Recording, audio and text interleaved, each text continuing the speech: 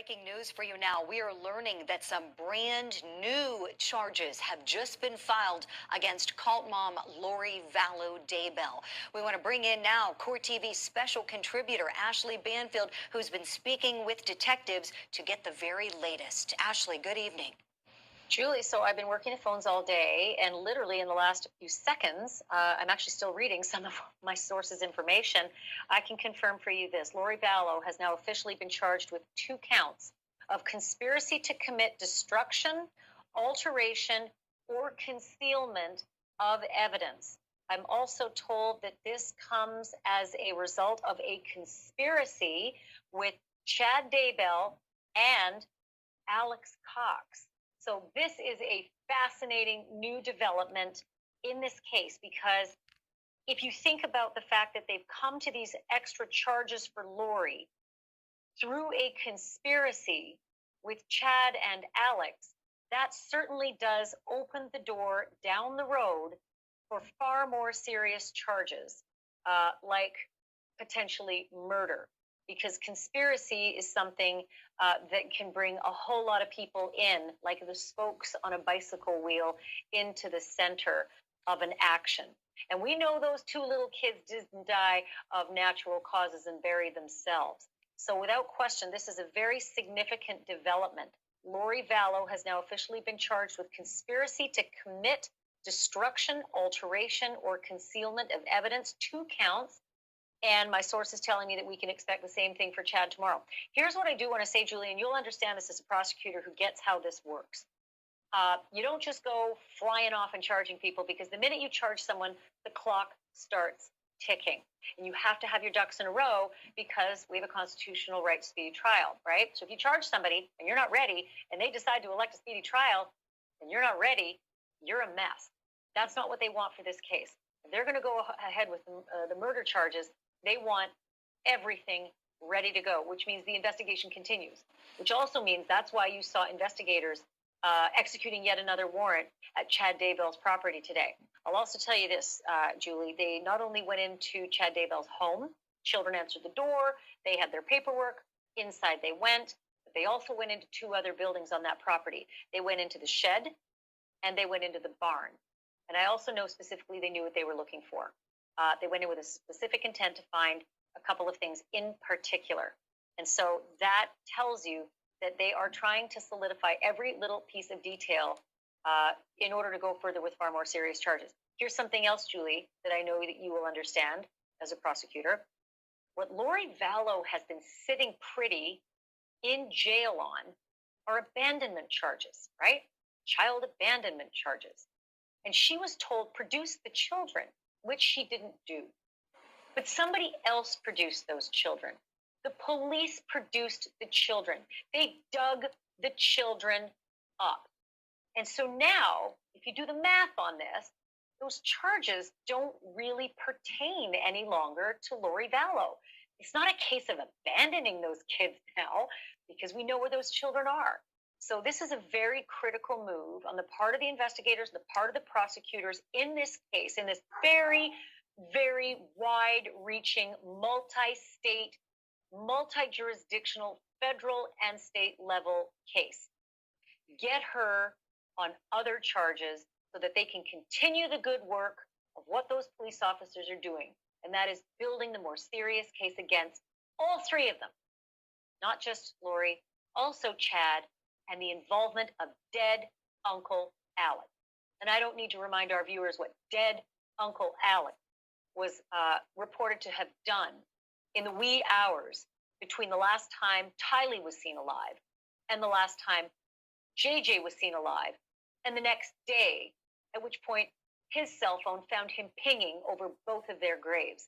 2 different dates, 2 different crimes, 2 different murders, likely 2 different sets of charges. And I dare say again, Julie, I know you know this because you're a prosecutor.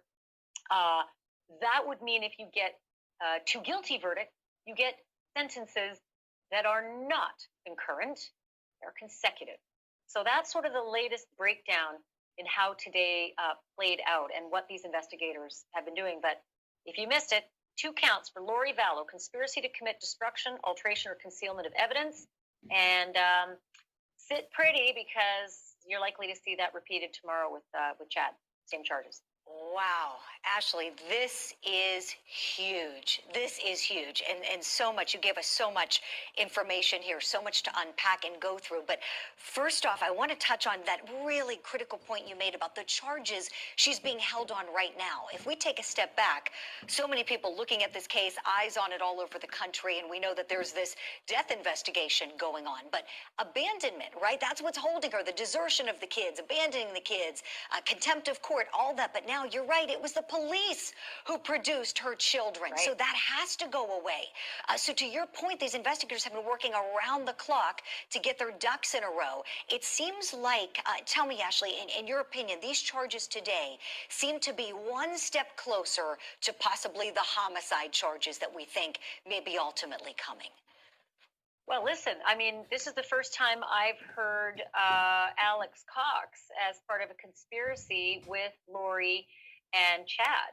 So now that they're actually using those words, and listen, I don't have all the details yet. I don't have all the details of what's in this affidavit and this charging document, but that's coming, and hopefully soon.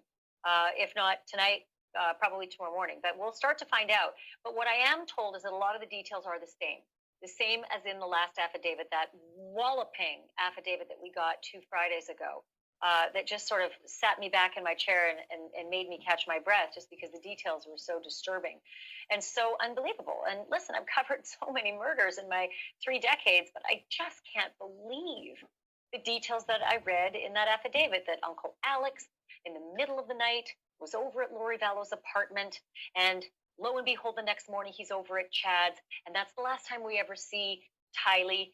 But he was in the middle of the night at Lori's apartment for about an hour or two, and then the next morning over at Chad's, and then the same thing plays out with little JJ about 2 weeks later.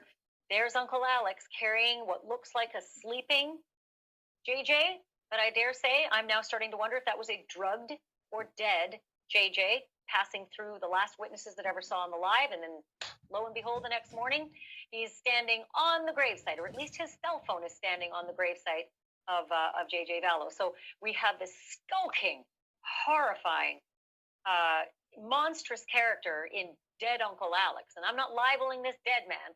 These are the facts. This skulking, horrible character in Alex Cox, Lori's brother.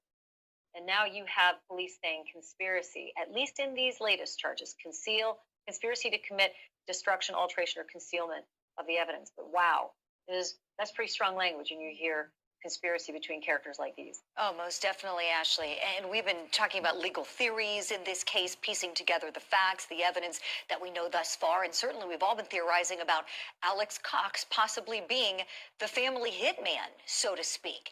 And now we know at the very least he's a co-conspirator. He's dead, but still a co-conspirator at the time, according to these authorities. So this is huge. I expect much more in the next affidavit coming from them. And I mean, did it surprise you at all? You've done so much thorough reporting, research, digging on this case from the outset. But did it surprise you today when you saw the news of them going back to that property again, the Daybell property that's been searched now 3 times?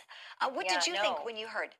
Tell me why, please. I kind of expected it, actually. Did you? I fully expected it, because once you unearth remains and all of that forensic material that comes along with those remains, well, all of a sudden the game has changed, right? And now I think you're starting to look for some of the things that might match those remains. I mean, listen, this is what I've seen play out, time after time after time. Idiot criminals that think they can beat the system. They think they're smarter than the system because they watch TV or they've watched an episode of CSI. But the truth is, you bury along with your victim trace amounts of you, no matter how good you are. And so my expectation was, once they had a chance to look at these bodies, the condition they were in, deplorable, given the fact that JJ was underground for the entire fall, winter, and most of the spring, and Tylee had been reduced to pieces of remains that were charred, but there was still some things there. So I think there could have been some forensic clues and details that would have led them to say, hey, we need to go look for evidence X, Y, and Z and see if there's any of that in that shed or that barn. So no, I'm not surprised in the least that they have executed that warrant, and I expect that there will probably be more. Probably. They are certainly not done. And I have to hand it to all these investigators. They're very, very thorough, always two steps ahead of where we think They're not they sleeping might much. be. I will tell you that, Julie. They're not sleeping a lot, and they're sort of operating in quorum, from what I understand. Just groups of them, much like our news teams gather on a regular basis, just knocking their heads together and going further and further afield to find, to test theories and to look really deeply at the evidence with a really open mind. So they're working very hard at it. And can I tell you this? Not just the ones in Idaho. I'm talking about the ones in Chandler. I'm talking about the ones everywhere in Hawaii. They are all in concert. They've had a full-on meeting together in Salt Lake, and they are in regular concert conversation with one another on all the different varying aspects and players in this case, because some things just seem to be awfully similar, like mysteriously healthy people just dying and it being, natural causes, or at least looking that way. And so I find it just sort of a really fascinating murder case, more fascinating than perhaps any of the ones that I've covered, in my life, because there's so many jurisdictions and because there's so many dead people and because there are so many two attempted murders in this case, and so many jurisdictions. And then, of course, children. Absolutely, those children. And Ashley, I'm going to look forward to talking with you more at the top of the hour about those kids. You did a big interview today with death investigator Joseph Scott Morgan to talk about what may come from these autopsies. We will see. Can I give you a hint? Yes, please, please. Yeah. So here's this. I think 2 weeks ago we all got together and we talked about, well, gosh, that all we know about these remains is that they were egregiously concealed. What could that mean? And we started asking questions of forensics experts. Well, what could that mean? There's a fire pit nearby. And we theorized that potentially somebody tried to reduce those remains by fire. And then we learned from our very smart investigators that takes a very long time. And usually dumb criminals, quit, not knowing how long it takes.